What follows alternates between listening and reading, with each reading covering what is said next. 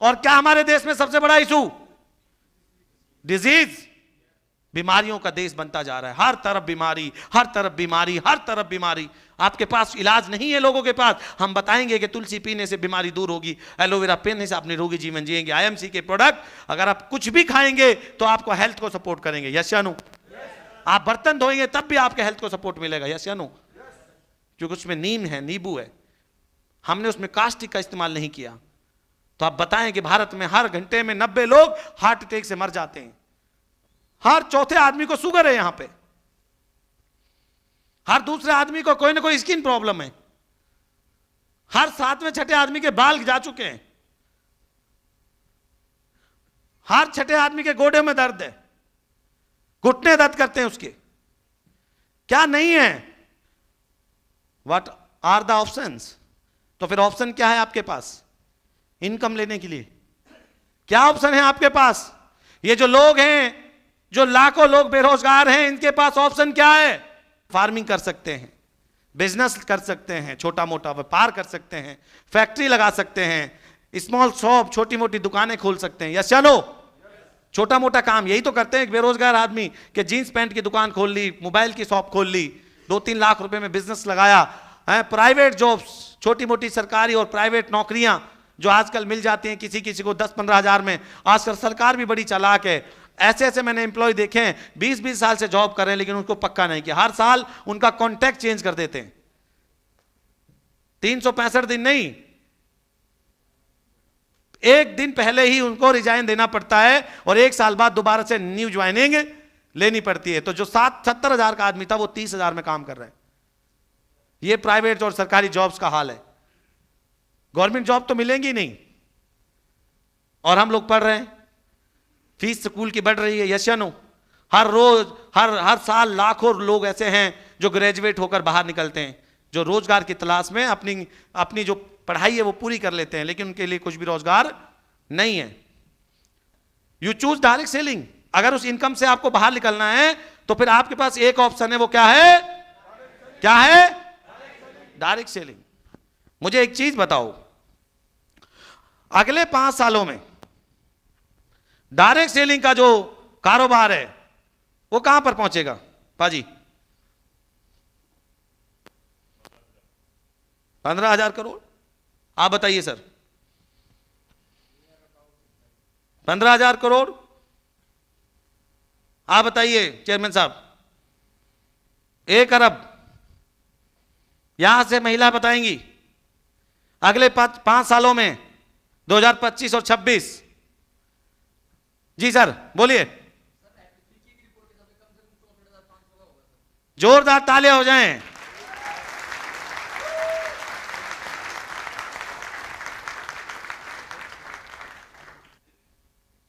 FICCI ने 2025 और 26 का डाटा निकाला था कि इंडस्ट्री लगभग 65,000 करोड़ की हो जाएगी, जो मौजूदा वर्ष में 15 से 18,000 करोड़ है। कमाल की बात है यार। कितने चेयरमैन थे यहां पे जिनके मैंने पूछा? पहली लाइन के सभी चेयरमैन हैं। आपको अपनी कंपनी डायरेक्ट सेलिंग का आने वाले 5 साल का फ्यूचर नहीं पता तो आप कैसे डिसाइड करोगे उन लाखों बेरोजगार लोगों का कि मैं 5 साल में आपका फ्यूचर बना दूंगा, जब आपको अपनी इंडस्ट्री के बारे में एक छोटी सी बेसिक नॉलेज आपके दिमाग में नहीं रहती। मौजूदा वर्ष में डायरेक्ट सेलिंग लगभग 18,000 करोड़ का व्यापार कर रही है और 2025 में यह इंडस्ट्री 65,000 करोड़ को क्रॉस कर जाएगी, ऐसा भारतीय उद्योग संघ फिक्की ने दावा किया है। बड़ी सोच। यस या नो? 1 हफ्ते की खुशी चाहते हो तो पिकनिक पे चले जाओ, 1 मंथ की खुशी चाहते हो तो वर्ल्ड टूर पे चले जाओ, और जिंदगी भर की खुशी चाहते हो तो अपने काम से प्रेम कर लो, किसी खुशी की तलाश में कहीं नहीं जाना पड़ेगा। क्लियर? हमारा देश घनी आबादी वाला है, हमारे देश में आबादी बहुत ज्यादा है। हम लोग 3,3200 किलोमीटर में कन्याकुमारी से कश्मीर तक की जो दूरी है वो 3200 किलोमीटर है, 135 से 40 करोड़ लोग रहते हैं। यस या नो? और अमेरिका की जो क्षेत्रफल है वो 10,000 किलोमीटर के आसपास है और उनकी आबादी है 30 करोड़। तो वहां पे अगर एक आदमी को ढूंढना होगा एक शहर को, तो हो सकता है कि 100 किलोमीटर जाना पड़े या 50 किलोमीटर जाना पड़े। यहां तो आप बाहर निकलोगे दूसरा गांव, थोड़ा सा आगे जाओगे दूसरी तहसील, थोड़ा सा आगे जाओगे डिस्ट्रिक्ट आ जाता है। ये चनु अब 3000 किलोमीटर में सफर करना आसान है या 10,000 किलोमीटर में? आप जानते हैं यूरोप के लोग अमीर क्यों हैं? क्यों हैं वो अमीर, हम क्यों गरीब हैं? ऐसा उनमें क्या है जो हम में नहीं? कभी सोचा आपने कि ये अंग्रेज लोग हमसे अधिक अमीर क्यों हैं? वो 30 एक पेस्ट बनाएंगे तो 30 करोड़ लोग उसको करेंगे, हम एक पेस्ट बनाएंगे 140 करोड़ लोग उसको यूज करेंगे, लेकिन गरीबी फिर भी हम उनसे 10 गुना नीचे हैं। मैं जापान की बात बताता हूं आपको, वो क्यों है अमीर। हमारे देश में प्रति व्यक्ति आय है 5,000 रुपया महीना, और जापानियों की आय है 35 लाख रुपया प्रति व्यक्ति। आय कितनी? 35 लाख। क्यों? ऐसा क्या है उनमें जो हम में नहीं? एशिया का एक महाद्वीप है, एशिया में ही है वो देश। ज्वालामुखी आते हैं, अर्थ आता है प्रथम विश्व युद्ध में या द्वितीय विश्व युद्ध में उनके ऊपर एक आक्रमण हुआ, 2 बड़े शहर नागासाकी और हिरोशिमा को खत्म कर दिया गया था। और फिर भी वो देश आज अर्थव्यवस्था के रूप में सबसे मजबूत देश माना जाता है अमेरिका के बाद। इवन कि अमेरिका से भी ज्यादा मजबूत है। वहां एक बुलेट ट्रेन चलती है। क्या चलती है? और बुलेट ट्रेन में वहां पे जापानी लोग बैठे हुए थे, एक इंडियन बैठा हुआ था। जैसे ही बुलेट ट्रेन अपने जहां उनको उतरना था वहां पहुंची, और दरवाजा खुलने से पहले उसने अपनी घड़ी देखी और कहा 5 सेकेंड लेट। कितनी? उफ, 5 सेकेंड। और हम लेट ही लेट हैं, कदर नहीं करते समय की। क्या क्या कदर नहीं करते। जो इंसान समय की कदर नहीं करता, समय उसकी कदर कभी नहीं करवाता, और जो इंसान समय की कदर करता, समय उसकी कदर अपने आप बना देता है। पूरी है। Total population of India 135 crore. हमारे बिजनेस के लिए क्या चाहिए? हमको क्या चाहिए? है कि नहीं हमारे पास? है कि नहीं? कौन मिलेगा इनसे? कौन लेगा इनकी रिस्पॉन्सिबिलिटी? कौन जाएगा इनके सामने बनकर? कौन ऑप्शन बनेगा इनके सामने? तो फिर अगर 135 करोड़ लोगों के सामने आप ऑप्शन बनते हो, तो सक्सेसफुल होना आपके लिए 100% आप सक्सेसफुल हो जाएंगे। लेकिन आपके पास जब ऑप्शन नहीं बनोगे तो लोग आपको रिजेक्ट कर देंगे, ऑप्शन बनोगे तो लोग आपको एक्सेप्ट कर लेंगे। बहुत सारे सपने थे आपने जब आईएमसी को चूज किया, बहुत सारी बातें थी, बहुत सारे कमिटमेंट थे आपके अपलाइन के साथ, बहुत सारे कमिटमेंट थे आपकी टीम के साथ कि मैंने आईएमसी को क्यों ज्वाइन किया, मुझे इसमें क्या करना है, इसमें मुझे आगे कैसे बढ़ना है। What was your commitment? आपने जब आईएमसी बिजनेस को ज्वाइन कर लिया, आपके अपने अपने सपने थे, आपने मुझे बताया। तो ज्वाइन करने के वक्त और काम करने के दौरान आप जब अपनी अपलाइनों के संपर्क में आए, अपनी टीम के संपर्क में आए, आपने कुछ कमिटमेंट किए थे कि नहीं किए थे? आपका पहला कमिटमेंट क्या था अपनी अपलाइन से? बत्रा जी, क्या कमिटमेंट था अपनी टीम से? पूरी जान लगा दूंगा, आप उनको चेयरमैन बनाएंगे। आप टिके हुए हैं इस बात पे? Very good. आपका कमिटमेंट पक्का है कि नहीं, ये बताओ पहले, बैठ जाइए। क्या आप अपने कमिटमेंट के पक्के हो कि दुनिया की ताकत इधर से उधर हो जाए पर मुझे हिला नहीं सकती?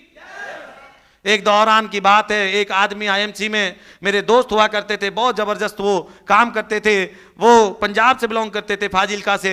अचानक उन्होंने आईएमसी छोड़ दी और 10 कंपनियां कर ली। मेरी दोस्ती उनसे लगातार बरकरार रही। एक दिन वो आदमी सिरसा आया और आकर मुझे कहने लगा कि मुझे आपसे मिलना है। मैं उसको मिलने के लिए आ गया, होटल में बिठाया, उसके साथ एक आदमी था। वो बोला कि ये डॉक्टर है, इनकी बात सुन लीजिए। वो डॉक्टर ने एक प्रोडक्ट निकाला, क्या कि सर सारे प्रोडक्ट सारी बीमारियों की जड़ को खत्म कर देगा, एक ही गोली लेने से सब खत्म हो जाएगा, क्यों 10-10 गोलियां देते फिर रहे हो? पता नहीं कितना फ्रूट है, 10 किलो फ्रूट के बराबर ये है, सारा कुछ सुन लिया। अब बारी आई प्लान की। उसने कहा कि सर मैं कंपनी के बारे में आपको बताना चाहता हूं। मैं बोला मेरी अपलाइन कौन बनेगी? बोला राजेंद्र। तो प्लान राजेंद्र शो करे, आप हटिए पीछे, राजेंद्र को लाइए सामने। और अगर मुझे राजेंद्र ने प्लान शो कर दिया तो मैं ज्वाइन कर लूंगा आपकी कंपनी। राजेंद्र जी सामने आए, कलम उठाया, मैं कहा show the plan mister Rajendra Babu. उसने कलम उठाकर मेरी नजरों की तरफ देखा और देखते ही रह गया। कलम को छोड़ा, गले लगाया, बोला कि मैं आपको प्लान दूंगा, मेरा सीना फट सकता है, मेरा दिल फट सकता है, मैं आपको आईएमसी के अलावा कोई और बात दे दूं। आपका जो कमिटमेंट है वो इतना सॉलिड है कि मैं चाहकर भी आपको और कोई प्लान दे नहीं सकता।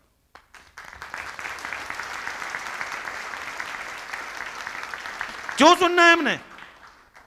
सुन लेते हैं सर, सुनने में क्या बुराई है, कुछ नॉलेज ही मिलेगा। क्या क्या? हाँ, कुछ नॉलेज मिलेगा। बाबू जब अपने घर को छोड़ के दूसरे के घर में झांकने की आदत पड़ जाती है ना, वो घर कभी सुखी नहीं रह सकता। यस या नो?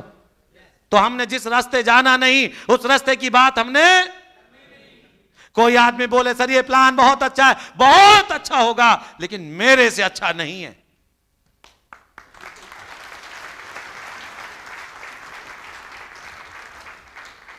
मेरा प्लान है, मेरा डिसीजन है, मेरी लाइफ है, मुझे सक्सेस होना है, मुझे कामयाब होना है। दुनिया की कोई ताकत मुझे मेरे प्लान से हटा नहीं सकती। मैं इसी प्लान में अमीर बनकर रहूंगा। मेरी बहुत सारी अपलाइन के साथ कमिटमेंट है, मेरी टीम के साथ मेरा कमिटमेंट है। मैं मर जाऊंगा, मिट जाऊंगा, लेकिन किसी और कंपनी के बारे में, किसी और टीम के बारे में नहीं सोचूंगा। मुझे मेरी टीम को आईएमसी की नंबर 1 टीम बनाना है, यह मेरा कमिटमेंट है। आपका कमिटमेंट, आपकी कमिटमेंट ही आपके सक्सेस के दरवाजे खोलेगा।